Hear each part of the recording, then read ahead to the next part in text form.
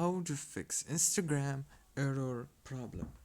Hello guys, welcome back. So first thing you want to do is very simple. Just open the settings on your phone and go to the apps. On this page you will find all the apps that you have in your mobile phone. So all what you want to do is scroll until you find Instagram. Click on Instagram, and now all what you want to do is very simple.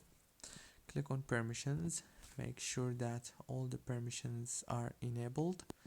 So after that, go back, click on the storage or the internet storage, click on clear data and click on delete.